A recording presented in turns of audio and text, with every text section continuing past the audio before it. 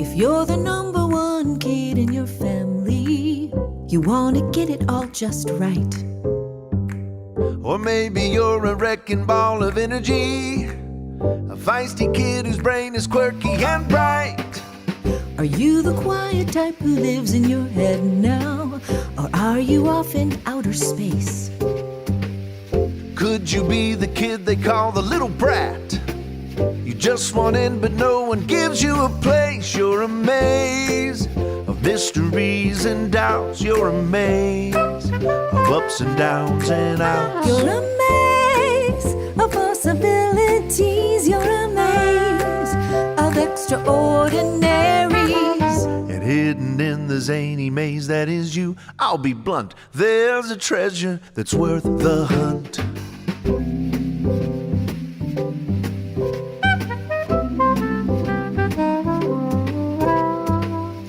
Maybe you're the goofy, glorious one, full of fire and fantasy. Are you the kind who likes to hold it all down? Your love is deeply rooted to the ground. You've got your faults for sure. Sometimes you feel just like a pile of manure. But join the club, that's how it is. We're all sloppy like a wet dog kiss. You might think there's just no hope because you're a screw-up or a great big dope. But join the club, oh my friend. This is the glory of being human. La la la la la La la la la la.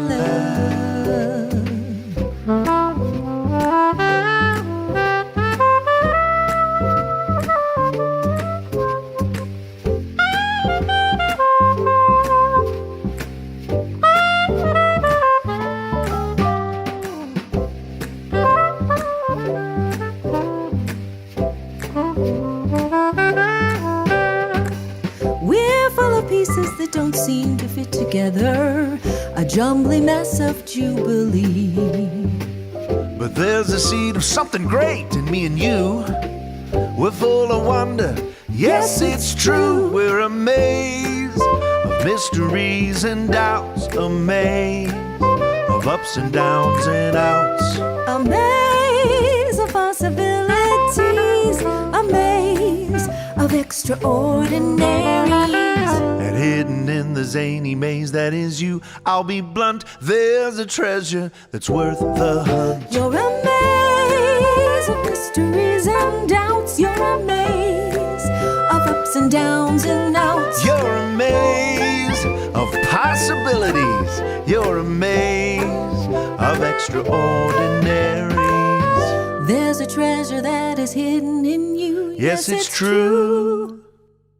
You're amazing. No, you're amazing. I'm amazing? And I'm amazing too.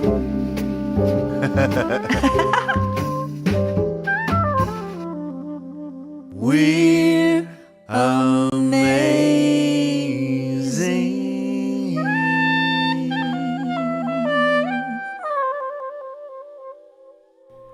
Why is she playing the Mrs. Amazing theme song again? Because this has been my Do Something That Scares You experience over the last couple of days, and the creative process. And I want to talk to you about that. And I want to talk to you about the true north of what terrifies you today, because this is fear-free living. Fear-free living, as you know, my friends, is not just for people who are medicated, who have no stress in their lives, no difficulties. They're not just for people, fear-free living is not just for people with good karma and good stuff happening and good things that feel good, and people who are tough-skinned and just with a certain kind of genetics or a certain kind of experience. Fear-free living is a life skill that God meant for every single person to walk in and have the ability to walk in. And it's interesting because fear-free living will require that you wake up every day determined to take the ground of peace, of confidence, of security in everything that you touch and everything that you do. And so I am jumbly mess of Jubilee. That's exactly right. A jumbly mess of Jubilee. That's who we are. Life is sloppy. People are sloppy. Fear-free living is sloppy. And boy, did I have sloppy last week. Some of you know that I wound up in the hospital. Some of you know that it was pretty intense, pretty serious.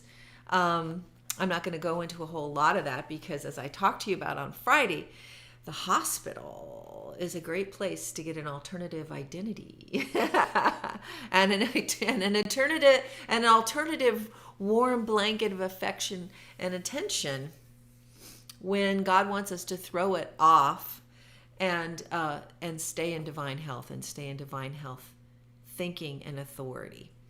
In any event, I am still processing what happened to me.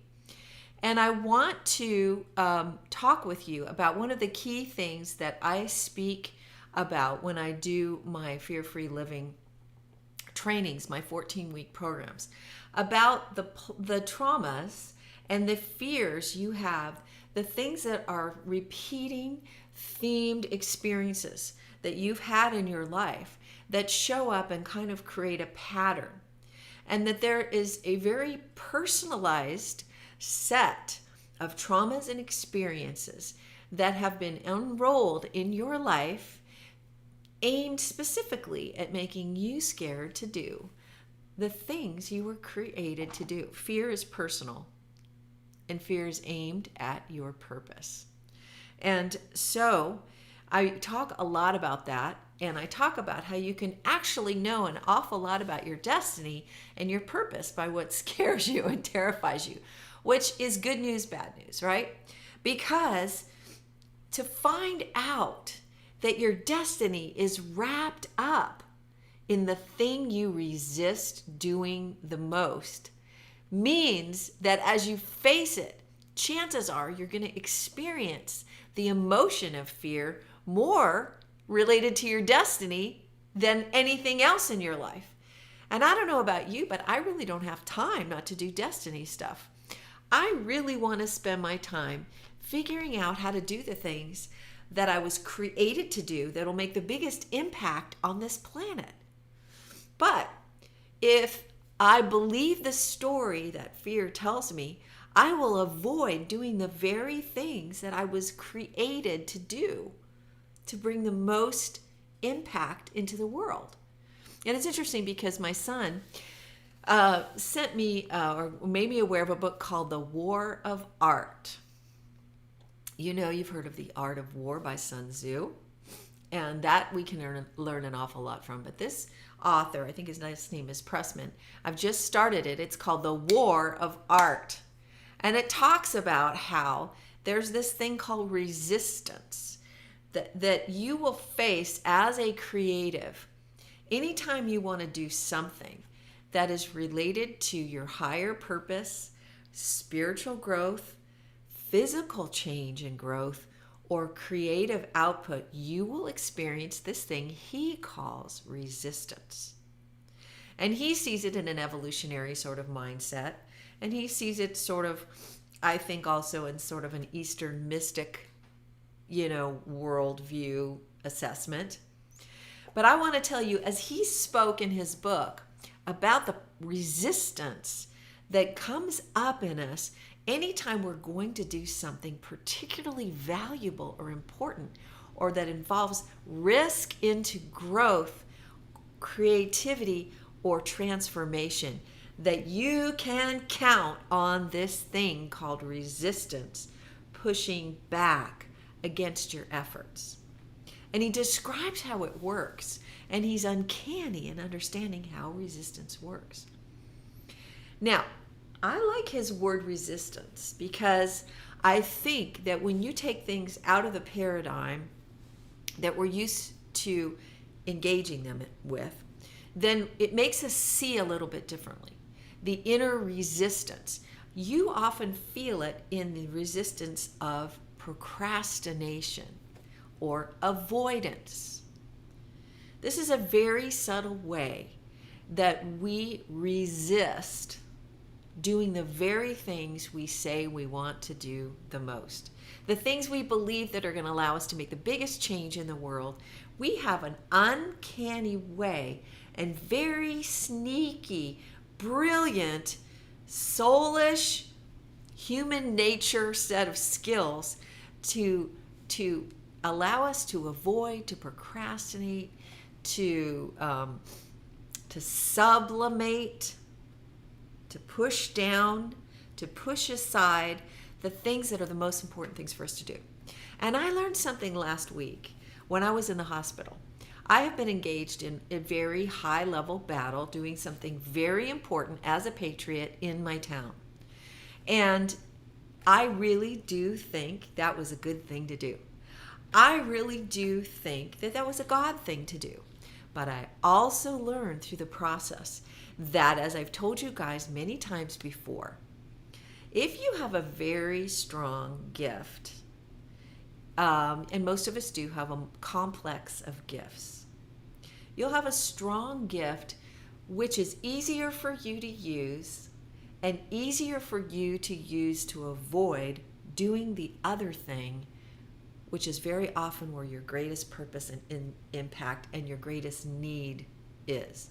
For example, you decide you want to get healthy and go to the gym, so you're going to get up in early and you're going to do that and be back in time to get the kids up and ready for school. Well, what's going to happen, chances are, when you begin that new behavior? There are going to be needs that your children have in the middle of the night that interrupt your rest, or other things and other crises that are going to appear to suck your energy back into the caring mode, to the caretaking mode. And everyone in your family will reward you for being the hero, to take care of the extra things that came up and that presented themselves, and the stuff you never noticed before that had to be organized in your shoe closet the day you decide to deal with your health. Strange but true. The day you decide you're going to start those voice lessons, you're going to start writing again. And what happens? There's a crisis. The country's falling apart. Somebody at church needs you to run a committee. There's something happening in your neighborhood that requires you to jump in and save the day. It's just an uncanny thing where resistance begins to rise up in us, and it's another form of fear, avoidance, procrastination. It's just subtle. And it comes up very often when we want to do good things for the world.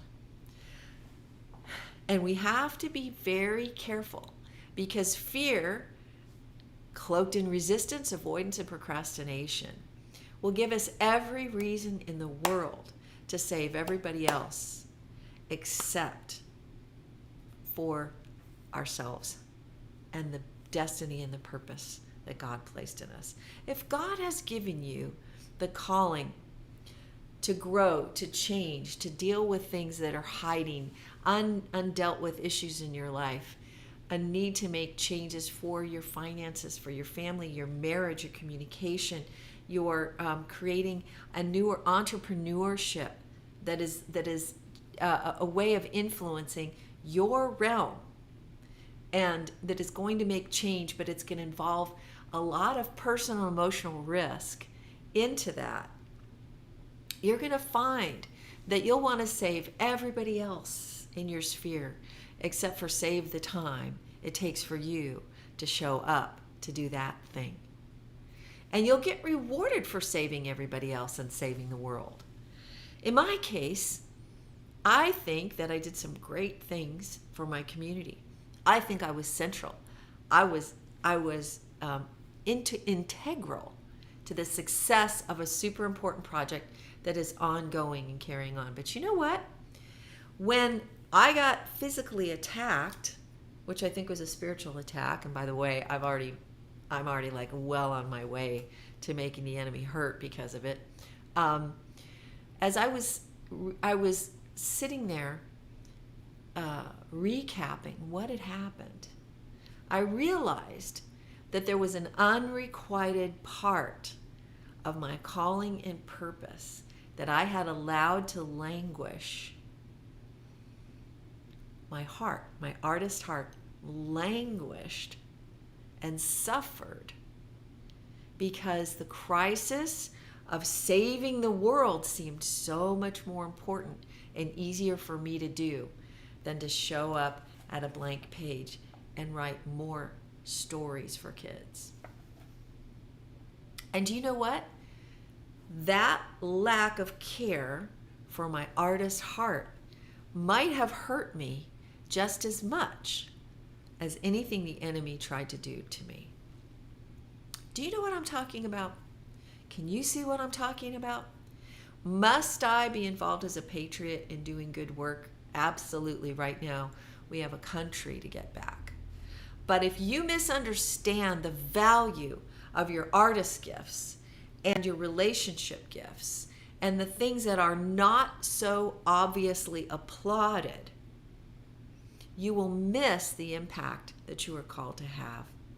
And you will languish in resistance, avoidance, procrastination, fear.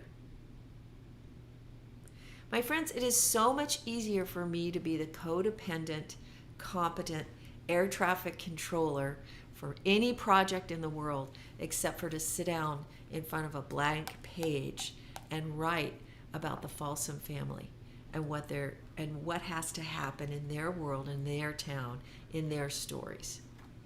The world will applaud me and applaud you every day of the week for what we do that is transactional in nature, that can be measured by the standards of what helps everybody else, or what solves a crisis, or makes us the rescuers.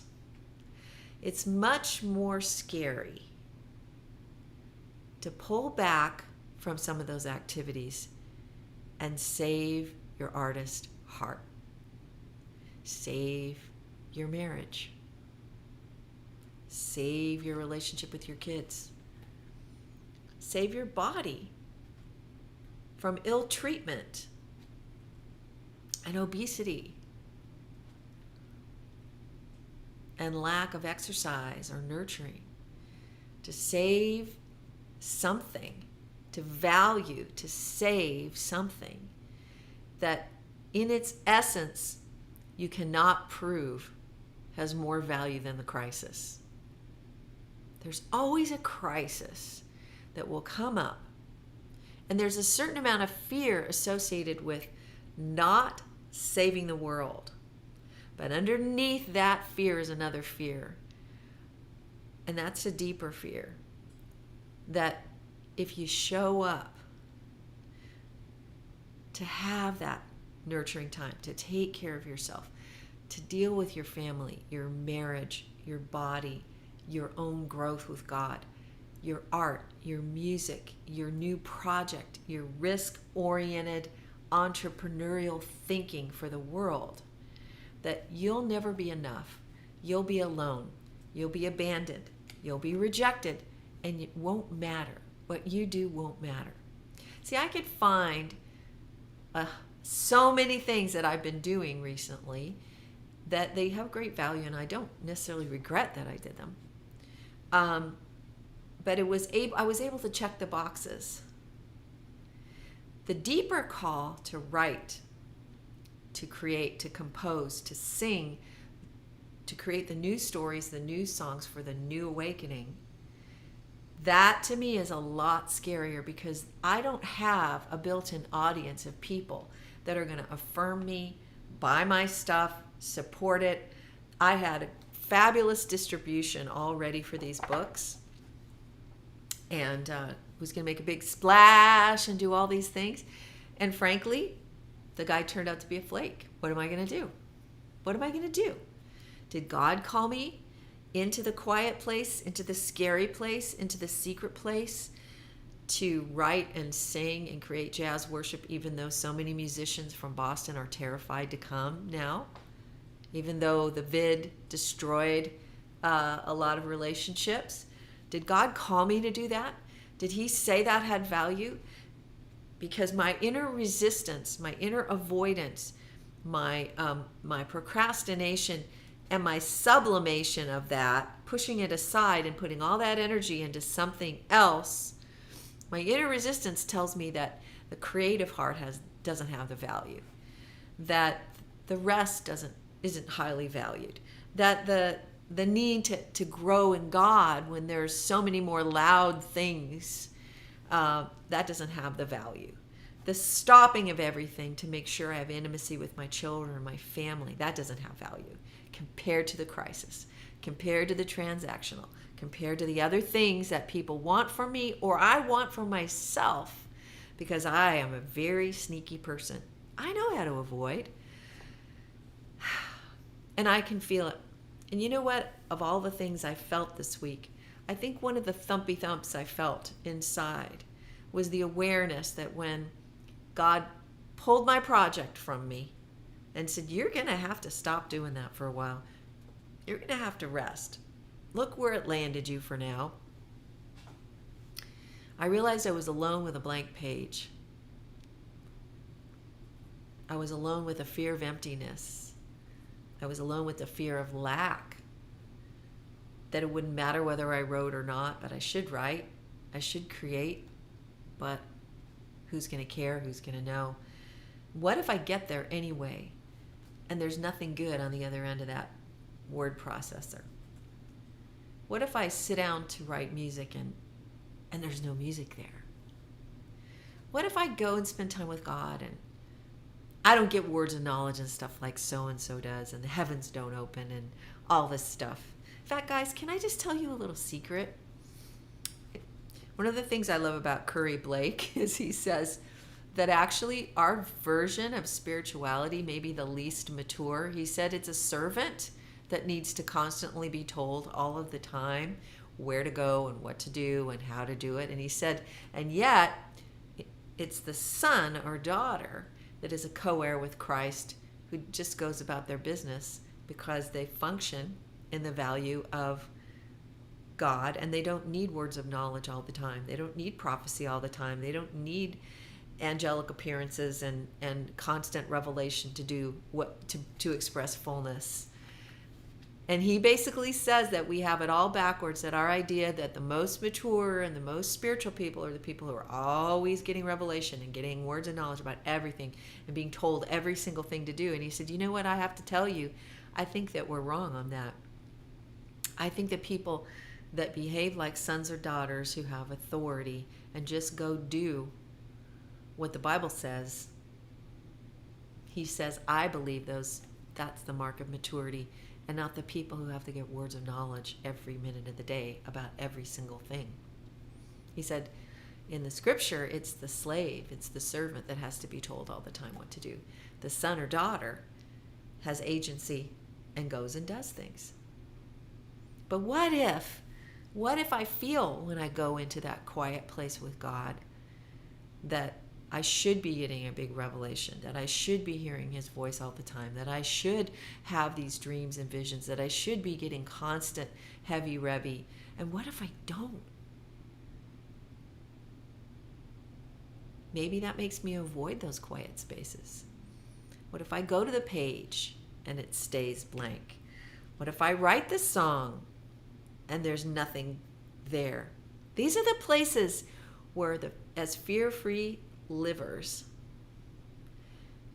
we have to allow ourselves to be in that kind of vulnerability, to put aside what the world is going to reward us for all the time, the crisis intervention, the transactional linear output of what we got done today, and the fixing, and you name it. And we allow ourselves to be still enough to know that the deeper fear, the deeper resistance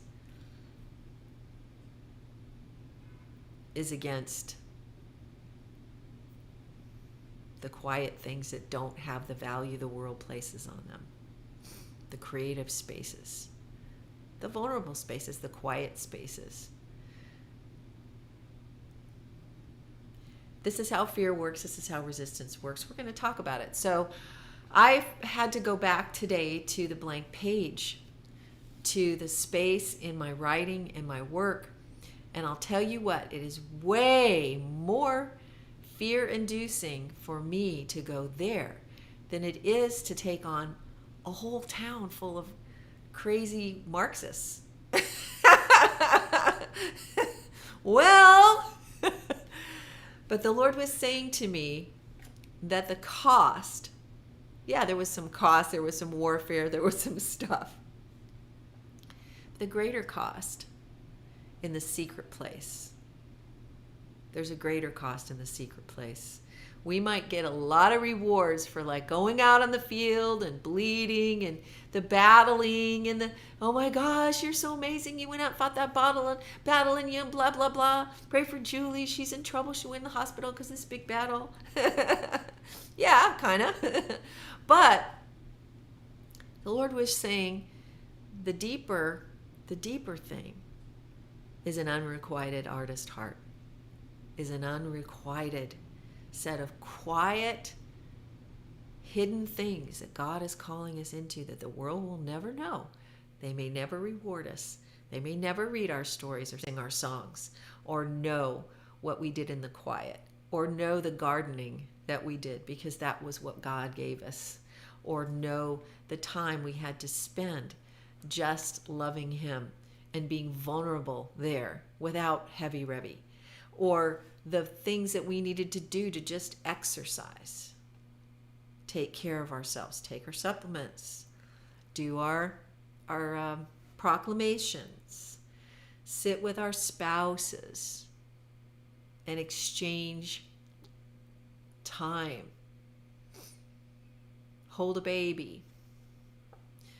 The greatest resistance is always going to come when you want to go more deeply spiritually, physically, to be emotionally present, and to bring creativity to bear into what you do, where you have to show up and bring into the earth something nobody's heard before or read before or thought of before or offered before. We'll talk about it this week. It's the resistance challenge. And yes, I've been doing my Curry Blake proclamations. I did them today. But I had to do them just so I could show up at that corner chair over there when nobody's looking, and I could fake you all out and show up in front of a blank page and take care of my little family. I had to take care of my little family. And I was afraid they were going to get hurt. I was afraid they weren't going to be okay. I was afraid they were going to take me into a scary void where there would be no story, where there'd be nothing good. That kind of jumping off a bridge thing, right? Okay, so what are you going to do? Something that scares you. And what if it winds up being the quiet thing and not the super balls out thing? I was doing the other. I can do that. I know that we got a country to save. I'm sure I'll do some more. But I can't let that, and you can't let that, be a hiding place for the secret things that you know and I know we need to do. So let's go do some of those things that scare us. You can check me out at julielavender.com. I am on DLive and Twitch. Can somebody please tell me what this foxhole deal is? And I will see you tomorrow. T-shirts coming soon. I will see you guys.